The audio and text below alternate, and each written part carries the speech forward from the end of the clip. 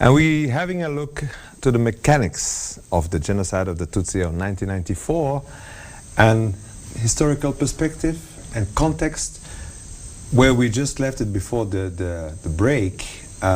Jean-Paul, it seems, and Phil, it seems that it was not just a popular genocide, but even a personal genocide. I mean, that deep, because like you were just explaining, beyond the general broadcast, like the RTLM calling for killings, you had at local level people who could extend that thing to a personal level because of knowing the communities. Is that also what comes back when years later when you go into the church? Indeed, I think one of the things that's crucial to how the genocide happened, and then it becomes crucial with Gacaca many years later, is the intimacy of all of these elements. That it was a very intimate genocide. Exactly. The perpetrators and the victims knew each other extremely well. That they were neighbours, they were friends, even family members, and had deep histories. And then when you shift to the Gacaca process, it's about people testifying against individuals that they know extremely well. And so what you get are these very rich, harrowing personal stories. And I remember sitting through hundreds of Gacaca hearings, and one of the things that was particularly confronting was people having to stand up and denounce people that they had thought they knew extremely well and that they had intermarried with, that they loved, and yet who had done these really horrific things during the genocide. So there's a sort of a deep sort of personal dynamic to this. But there's another issue of intimacy that I think we also have to think about, and it's something that I'm researching today, which is the intimacy of the post-genocide situation. Because of course, because of Gacaca, we've seen most convicted perpetrators released out of prison. They've performed community service, and of course they're now back living on the hills, in many cases side by side with the families that they committed crimes against during the genocide. And I think that's one of the challenges that Rwanda faces, is to manage the intimacy of the post-genocide situation with people living in such close confines. But Gacaca, in my opinion, played a very important role in smoothing over that process, getting a lot of the truth of the past out in the open, creating a dialogue, particularly between perpetrators and survivors, and doing the utmost to create conditions where people can live in intimacy in very productive relationships today. Of course, it's not happening so perfectly all over the country, but I think this is a much more positive situation than we would have imagined 22 years ago. Yeah, absolutely. So yeah. Maybe I would like to respond to that. Intimacy, certainly. Many people have been killed by acquaintance and people they knew, friends and families. But at the same time also, there was a process of distancing themselves from their victims. In many instances, for example, people wore three leaves just to make sure that people who they are killing are not going to recognize them. And in other instances, people put a chalk on their face. And when they are killing the Tutsis, they often they either portray them as combatants, militants, not making a confusion between the poor people and innocent people they were killing and RPF combatants, and making as if it was war. In other places, they treat them like animals that they were hunting. Yeah. So there was also a process of blinding themselves of what they are doing. So Gacaca is giving themselves a cause, excuses and things like that. Because it's not only in Rwanda, even in other countries also. When people are doing really horrible things, often they need something to blind themselves psychologically. And what is important after that, especially as Philippe just pointed out, is the fact that Gacaca brought back people, and now they could see each other directly the way they used to live before, and they lived through the genocide, and now they're again one in front of another. So it's true, intimacy, but also there was things also that people did of course, to try to, because of the magnitude of the act. Yeah, because it was too horrible, and for themselves, I think they did the kind of smoothing. Jean-Paul, 4 years I mean, we had a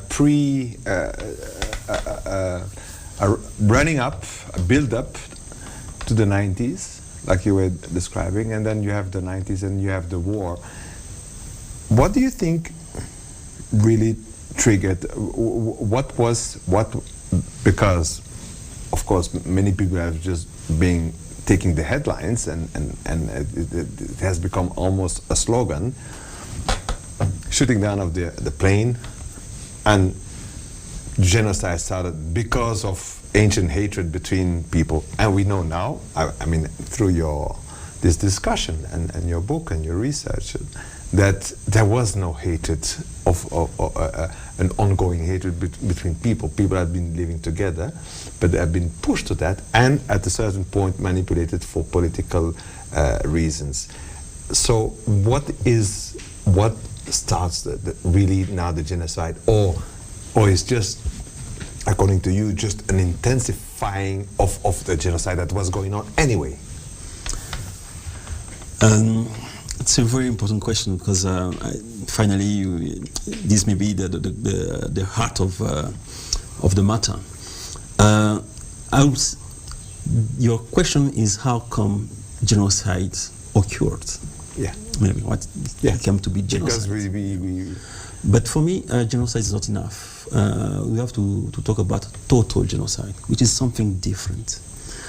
Genocide could have happened, kind of retaliatory genocide, let's say, killing many people,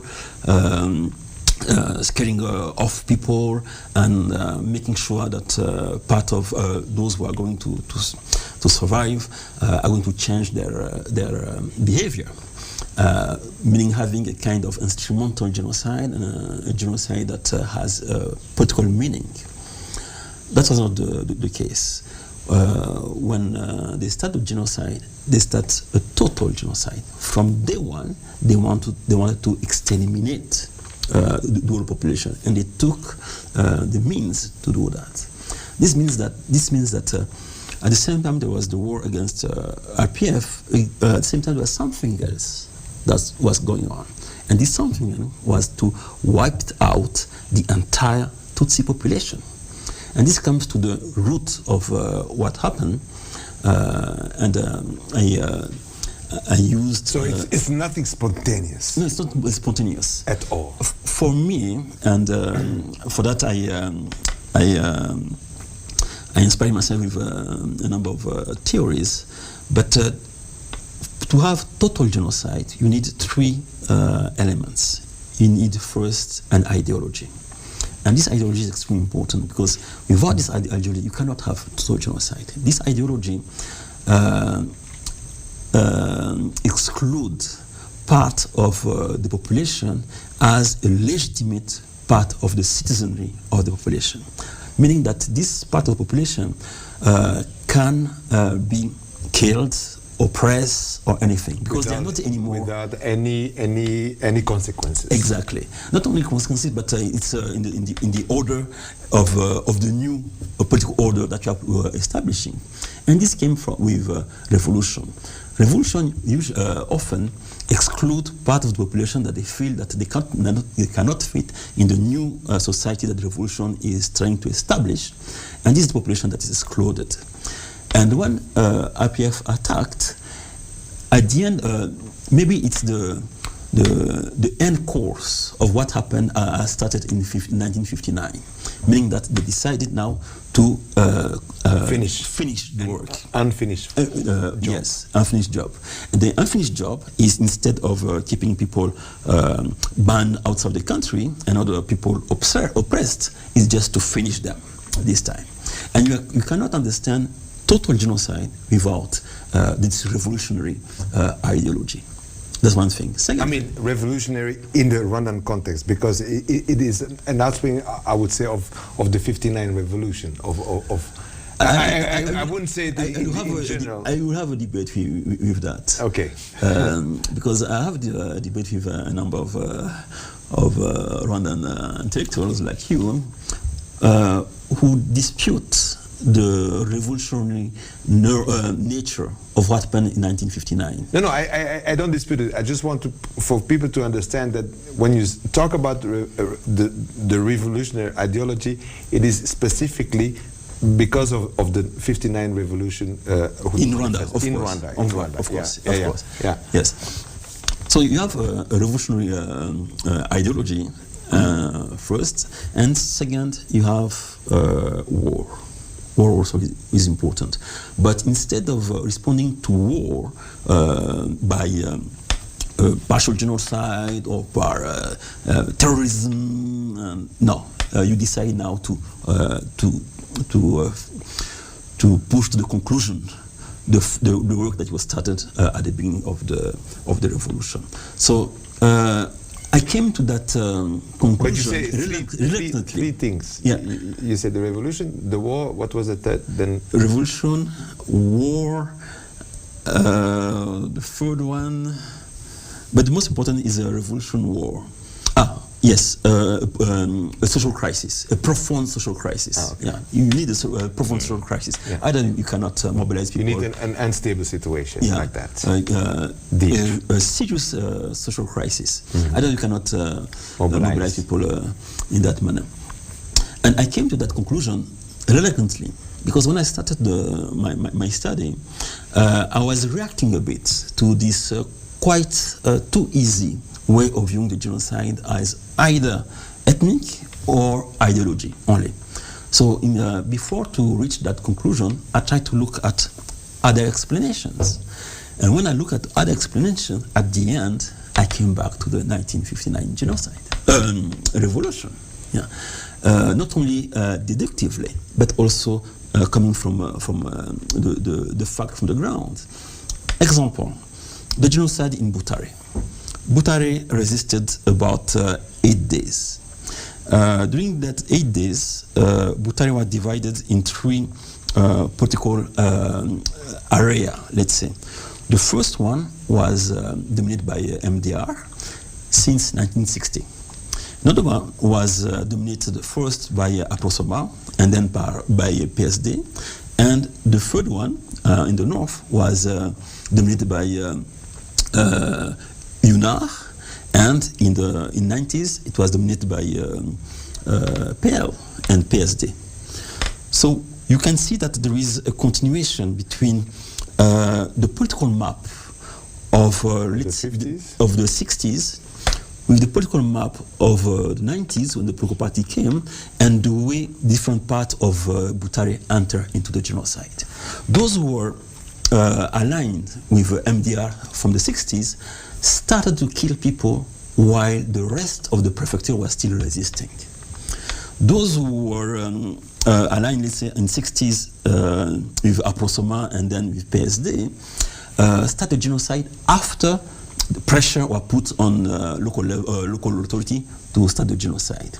Those who were aligned with UNAR and PER, by the way, in that region, those people who were in majority Tutsi, Hutu, they defined the order of genocide and they resisted, even physically, for a number of days.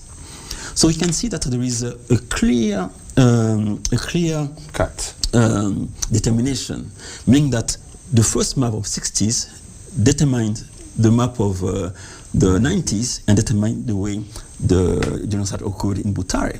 At the end of the day, what does it mean? It means that the way the genocide happened in Butare was determined by the political determination of the 60s.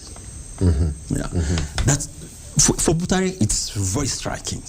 But then when you go for, let's say, in Kibuye, you can see also that in the grassroots, those people who are at the forefront of the genocide are MDR activists, aligned with tags. They use tags to coerce people and to scare people.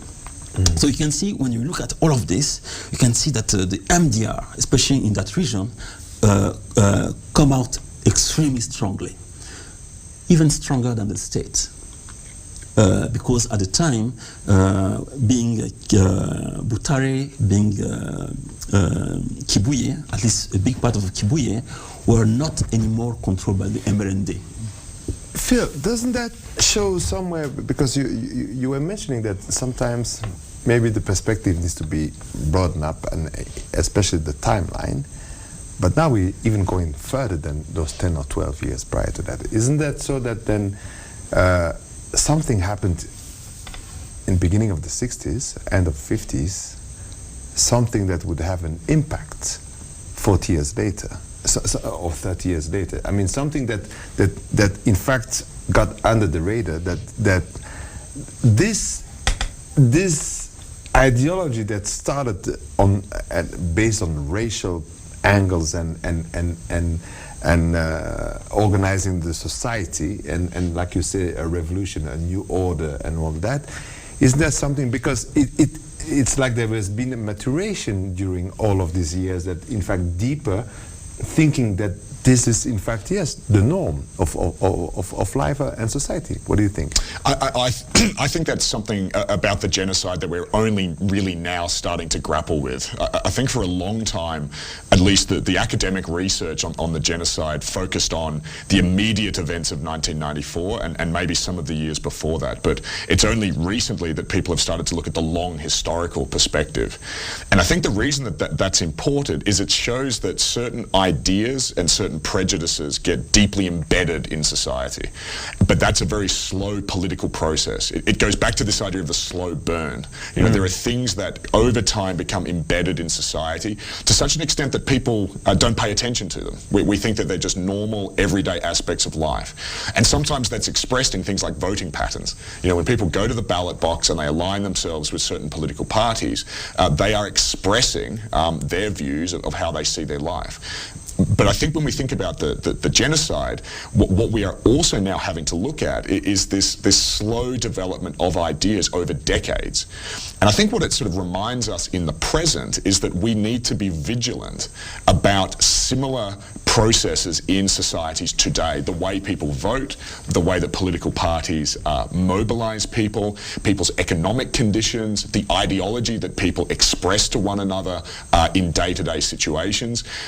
We might think that this is extremely mundane, but if, to use your word, it is allowed to mature over decades, it can lead to much more cataclysmic things. So from a kind of warning perspective, from a prevention point of view, we need to counter issues of ideology and issues of divisiveness as soon as we see them. If it is left to fester, these things can get infinitely worse much further down the track. But then then I would say we're in trouble, because the feeling that I have, having followed this whole situation also since '94, is that these things were exported and also common also to some other parts in this region. I mean, by the very fact that you allowed this ideology to even cross border and go to Congo, when we see now after 20 years that the norm of the Kivus is just violence, rapes, the same kind of signs of things that we have been seeing during the genocide here, arbitrary killings and all that. Also now, when you see in Burundi, when you have a narrative where a party in power comes back with this kind of things, aren't we just also watching something that can mature outside now these borders and having a broader impact? But I think the key here too is to note that these things can be reversed. You know, there's no inevitable progression of things like hatred, poverty, divisiveness in society. If you look at them. And I think this is why books like Jean-Paul's are so important, because it asks us to be vigilant. It asks us to pay attention. And with effective political policies, with a more aware local population, you know, these are divisive factors in societies that can be turned around. You know, it is possible to build a more harmonious ideology. It is possible to say to people, you've lived through this terrible violence in the past, what are you going to do at the local level to ensure that this doesn't happen again? And again, as someone who spent a long time watching Gacaca in particular, I mean, I spent a full 10 years, in fact, watching the process on the hills. One of the things that always struck me about Gacaca was that this was about communities almost warning themselves about what do we have to do to ensure that something like the genocide doesn't happen again. Because people would tell the deep stories of 1994 and the crimes that were committed, and they would wrestle with the reasons why the genocide had happened in their local community. But it was the next step that was important in those Gacaca hearings. It was people saying, how do we change those conditions? How do we speak to one another in the marketplace? How are we going to resolve our economic disputes? How are we going to make sure that we don't listen to particular divisive messages from our leaders? And sometimes as citizens, we're going to have to challenge our leaders if we think that there are certain, kind of divisive messages coming there. And that 10-year process of people coming to terms with the past, I think is absolutely vital in terms of turning around a lot of these issues. So the key here is not to think that something like a genocide is inevitable. It's not. It can be reversed. With direct intervention. And again, in places like Burundi, Congo, Central African Republic, that has to be the message at the moment. If the world and local populations sit back and let these events unfold, yes, there will be massive violence. But with awareness and better understanding and interventions at a lot of different levels, we can ensure that it doesn't happen again. So there's nothing inevitable in this kind of violence. Burundi is a very good example of what Philippe, you had just said. Burundi passed through a very long crisis, not as intense as ours, but also extremely serious. And what we're seeing now, we're seeing a political party, a regime that tries to ethnicize the conflict. But what we're seeing also, we're seeing the general population resisting. It would have been 15 years ago, things would be very, very different. I think that Burundians have passed through a learning process, and they say this thing we're not going to turn against our neighbors because of you. We did it, and we saw what happened. So there's a learning process that has been going on, which is extremely important. But again, as Phil said before, for how long this restraint is going to last, because at the same time also the population in Burundi is under extremely strong socio-economic pressures.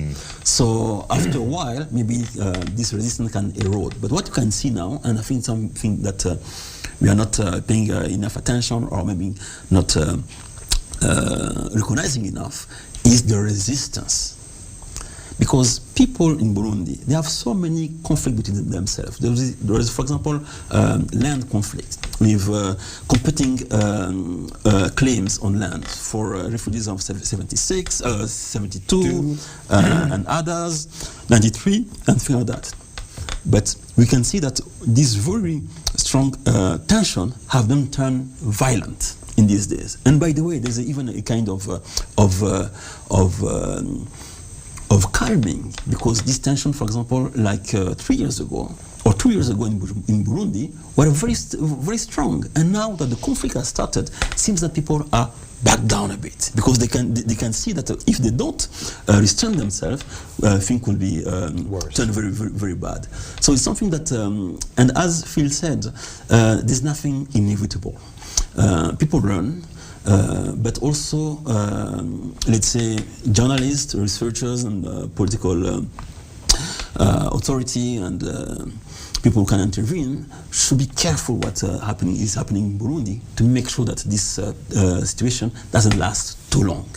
One, we've seen as the years are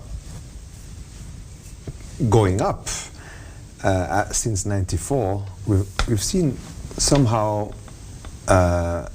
negationism coming up, denial. I mean, I think to reach the point that the BBC comes out with a story, with a view that is completely based on very little and just, in fact, point of views of very few individuals, is a bit dramatic according to the magnitude of what you guys are sharing. But how can you explain this? How can How can people take it so lightly, do you think, Phil?